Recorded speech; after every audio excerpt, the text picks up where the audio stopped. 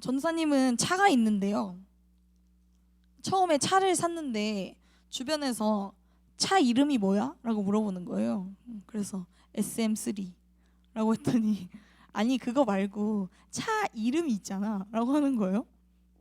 그래서 저는 원래 그런 스타일이 아닌데 차에 이름을 붙여줬습니다. 자꾸 물어보니까 차 넘버가 9140이에요.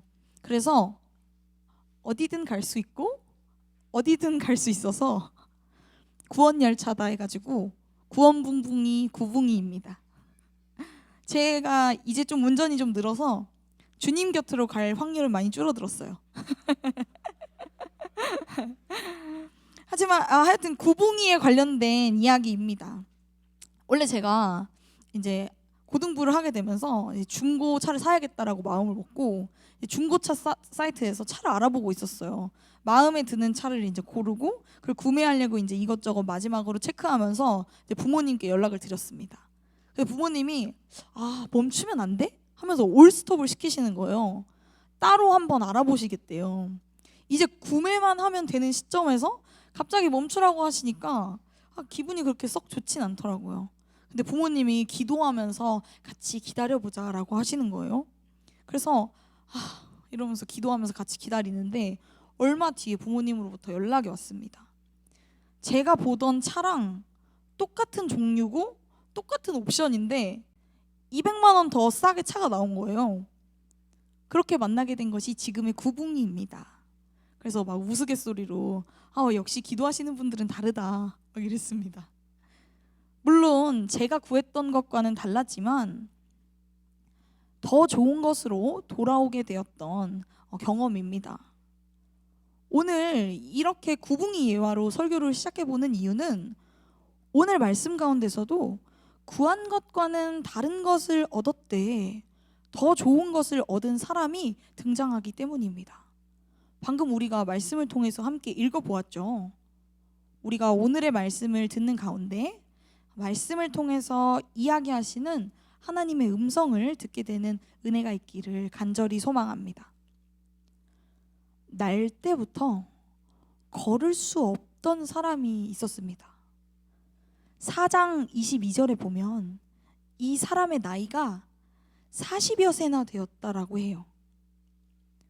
일반적인 사람이라면 태어나서 어느 시점이 되면 걸음을 떼기 마련인데 이 사람은 장애를 가지고 태어났기 때문에 40세 정도나 되었음에도 걸어본 적이 없습니다. 이 사람은 매일 성전 미문이라는 곳에 앉아서 성전을 드나드는 사람들에게 구걸을 해서 먹고 살았어요. 그 당시에 장애가 있는 사람들은 성전에 드나들 수 없는 법이 있었기 때문에 성전의 존재는 그에게 구걸하는 곳, 구걸할 수 있는 곳 단지 그뿐이었습니다. 그는 성전에 드나드는 유대인들에게서 금, 은을 얻어서 생계를 유지해 나갔어요. 그날도 어김없이 성전 미문에 앉은 그 앉은 뱅이가 구걸하고 있었습니다.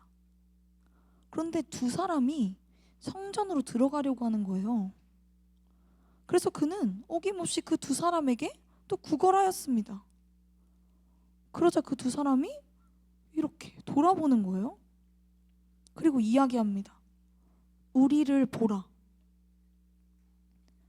걷지 못하는 자가 그들을 마주 보았어요. 자기들을 보라고 하네? 나한테 뭔가를 주겠구나. 금일까? 은일까? 뭘까? 걷지 못하는 사람은 기대에 찬 마음으로 그 두 사람을 바라보았습니다. 그러자 그 사람들이 얘기했어요.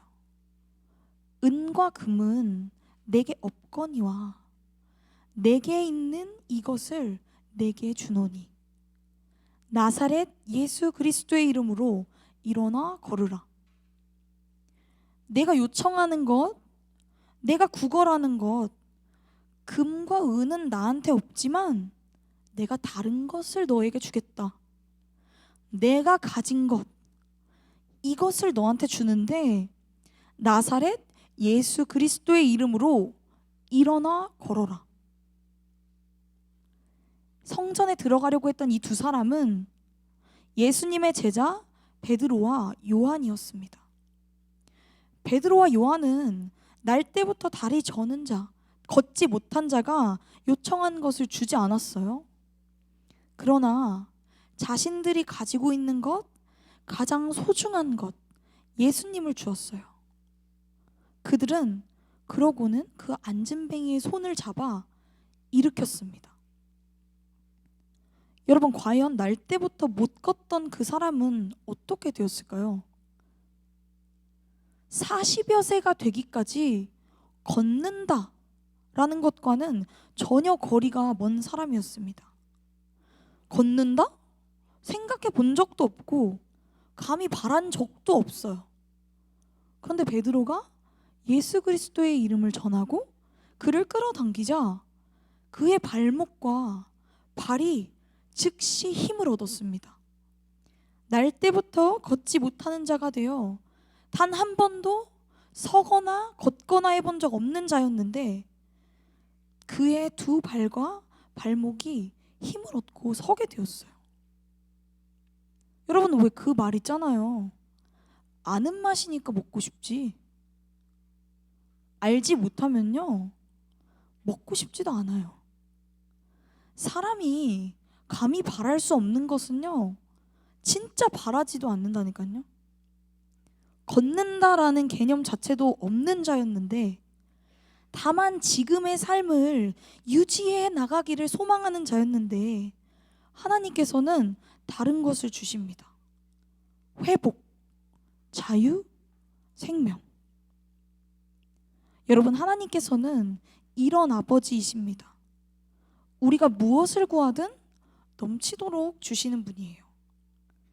단지 눈앞의 것을 극복하기 위한 것을 구했는데 근본적인 해결책을 주시는 분입니다. 성전에 들어갈 수조차도 없었던 자가, 성전과는 관련도 없었던 자가 생명을 얻게 되었습니다. 그가 원해서요? 오직 예수님께서 주권적으로 찾아오셔서요. 전도사님 아버지 목사님께서는 전사님을 너무 잘 아셔서 저를 어떻게 다뤄야 되는지 굉장히 잘 아셨어요. 그래서 맨날 너 그래서 어떻게 사역하려고 그래? 너 그 정도밖에 안 돼?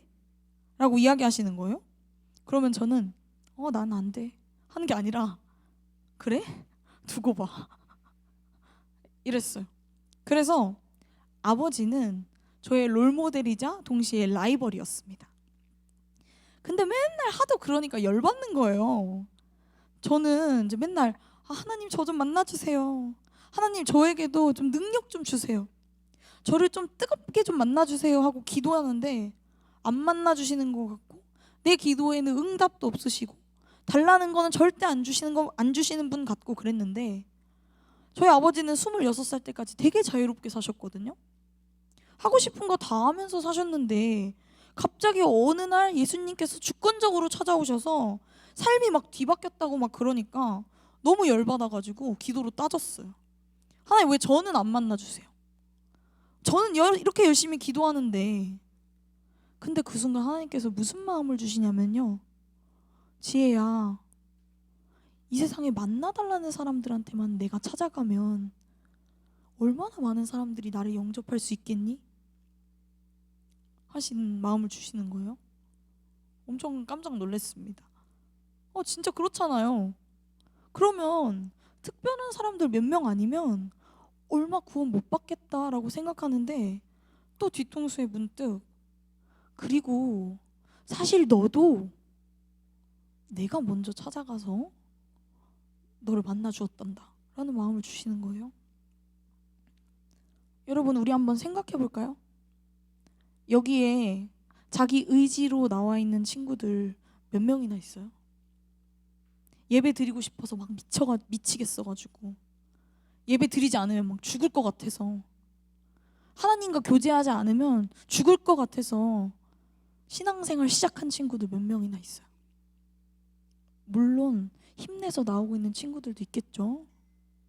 예배 안 드리면 죽을 것 같아서 힘과 노력을 들여서 시간을 들여서 나오고 있는 친구들도 있을 거예요. 어떻게든 내가 마음이 기쁘든 슬프든 가기 싫든 좋든 그 자리를 지켜봐야겠다라고 노력하고 나오는 친구들도 있을 거예요.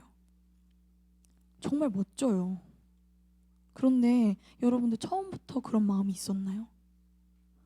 우리에게 그런 마음조차 들게 하신 분이 누구실까요? 볼지어다 내가 문 밖에 서서 두드리노니 누구든지 내 음성을 듣고 문을 열면 내가 그에게로 들어가 그와 더불어 먹고 그는 나와 더불어 먹으리라. 걸을 수 없어서 그저 누군가에 들려 미문가에 앉아 있었을 뿐인 우리에게 예수님께서 친히 찾아오셔서 우리 마음 문을 두드리신 것이 먼저입니다. 무엇이 중요한지도 모르고 당장 눈앞에 있는 것만을 바라며 살아가는 우리에게 예수 그리스도를 보내주신 것이 먼저예요. 인지하지도 못한 채 적극적으로 죽음을 향해 달려가고 있었던 우리, 하나님과 대적되기를 선택한 우리에게 무조건적으로 사랑을 주심이 먼저입니다. 그렇게 우리가 예수 그리스도를 얻었고 그렇게 우리가 생명을 얻었어요. 그렇다면 이 예수 그리스도를 얻은 자유자는 어떻게 되었을까요? 8절 말씀입니다. 뛰어 서서 걸으며 그들과 함께 성전으로 들어가면서 걷기도 하고 뛰기도 하며 하나님을 찬송하니. 우선 그는 하나님께서 주신 회복을, 생명을, 자유를 마음껏 누립니다. 그리고 감히 바랄 수도 없었던 그곳 성전에 들어가 하나님을 찬송합니다. 예배하는 거예요. 이것이 예수 그리스도를 얻은 자유자의 모습입니다. 하나님이 주신 회복과 자유를 마음껏 누리며 기뻐함. 하나님 앞에 나와 하나님을 찬송함. 하나님을 예배함. 이것이 예수 그리스도를 얻은 우리의 모습이 되어야 합니다. 이 모습은 그곳에 있는 모두가 보게 돼요.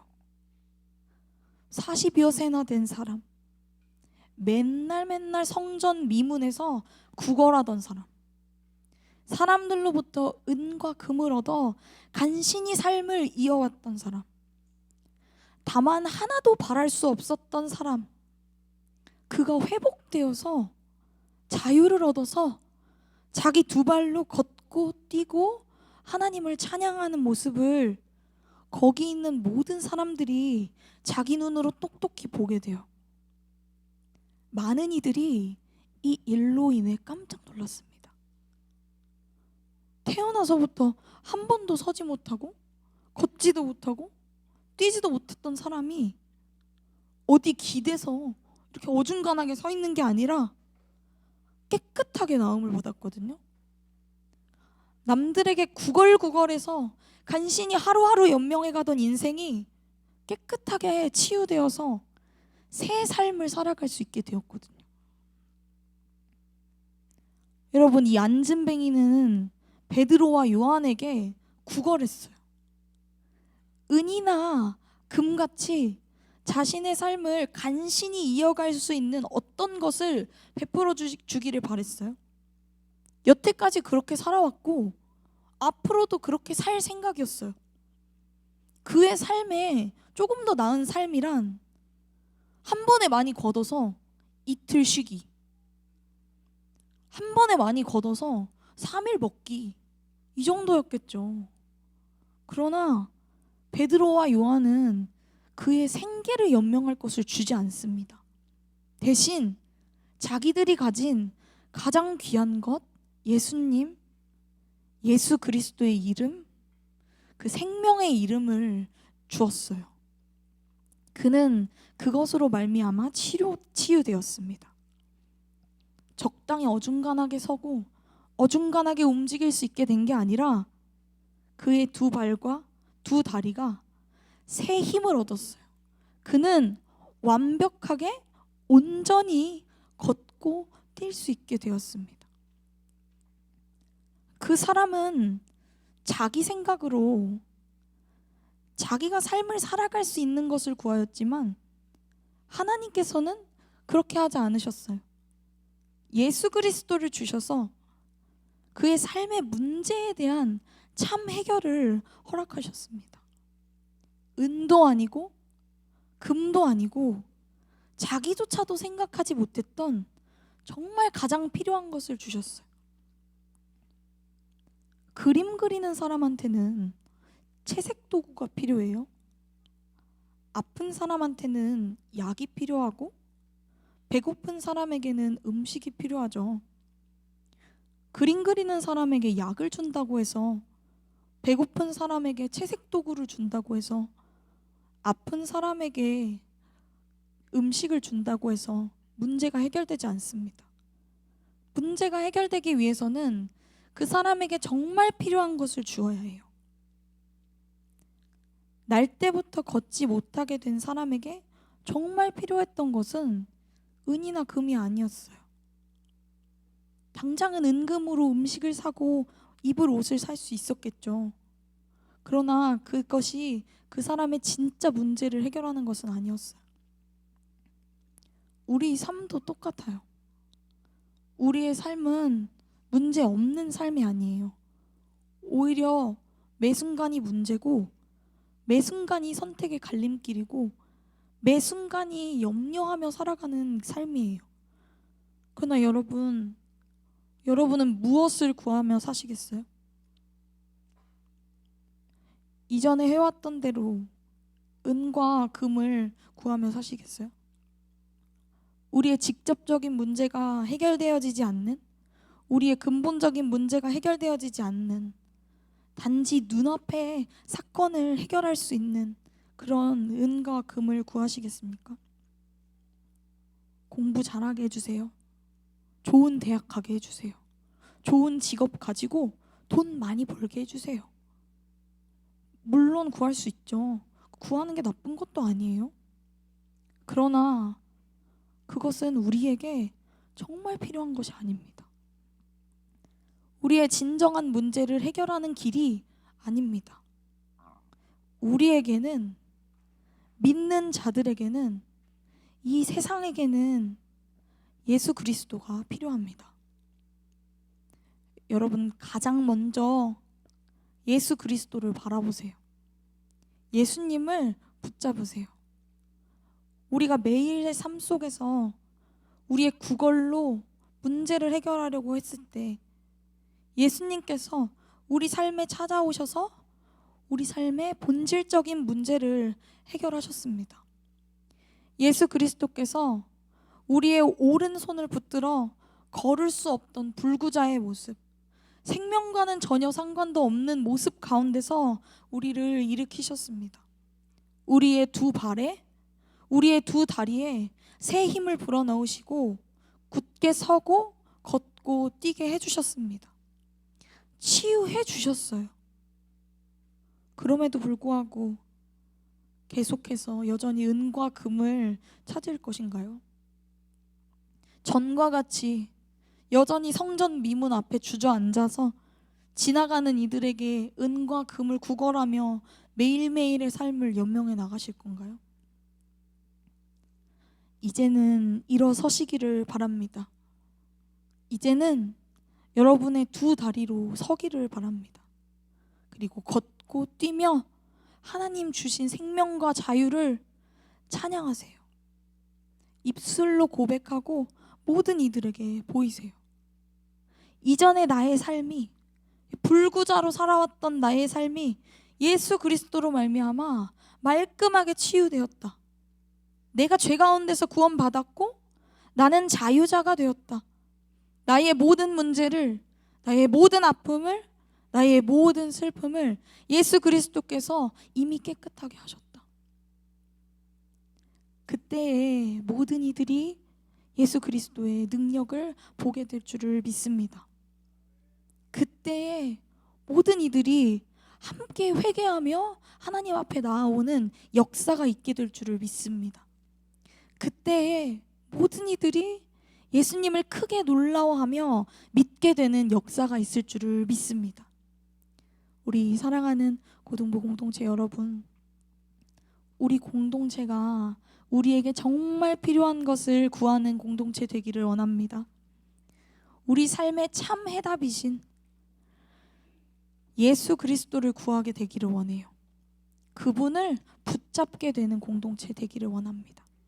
그리고 예수님으로 말미암아 삶의 문제가 진정으로 치유되는 놀라운 공동체 되기를 원합니다. 그리고 더 나아가서 예수 그리스도의 능력으로 굳게 세워지는 모든 이들에게 증인이 되는 공동체들 되시기를 예수 그리스도의 이름으로 간절히 소망합니다.